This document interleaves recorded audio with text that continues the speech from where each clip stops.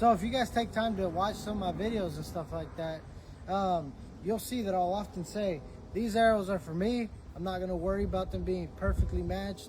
And then I'll also say, now if this was for somebody else, that's a different story. I'll go through and take the extra time to make sure they're all perfectly matched. So I'm gonna show you an example of what I mean by that. For example, these arrows here are actually gonna be my brother's arrows. I made these with the intention of giving them to my brother. So because they're not my arrows, I do get them perfectly matched. And you can see there it's zeroed out. And then we'll put the arrow on there. And not sure if you can see that, but it's 486.8, right? Now we'll put the next arrow on there. 48, 6.2. So I guess they're 0.8. It keeps hopping back. It might be the wind. We're outdoors, but point is, these are spine matched and grain matched, pretty dang close. These arrows are going to be my brother's arrows. These arrows are my arrows.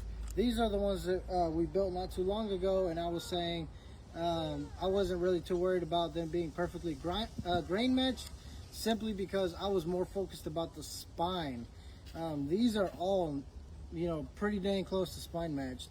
As far as grain match, there's a difference. Let's see here. Right there, I don't know if you can see that, but it'll quit moving on me. 461. All right, that's what that says. And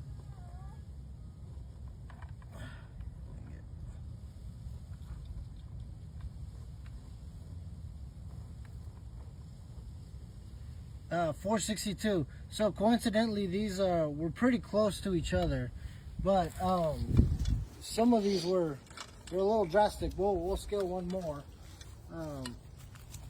just to see what it says right there. 447. So these arrows here are my personal arrows. When they're my personal arrows, I don't, you know, per se take as much. I'm not as careful to detail as I am on somebody else's arrows. So to answer that question that's questionally asked, you know, how important is the spine matching and the grain matching? It's very important. If you're looking for consistency, it is super important.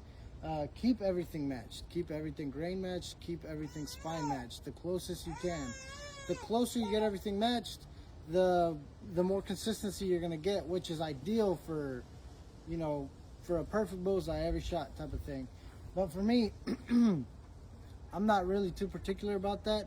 I like to hunt, and I hunt at close distances. Like I've said before, most of my shots are somewhere in the 10-15 yard range.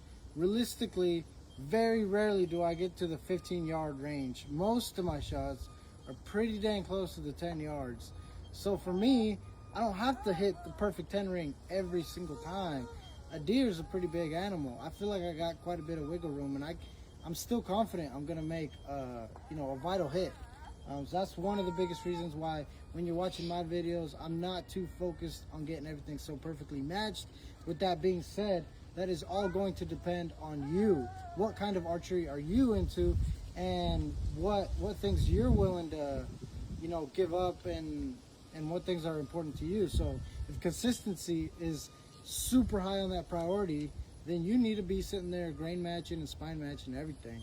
But I just wanted to throw that out there.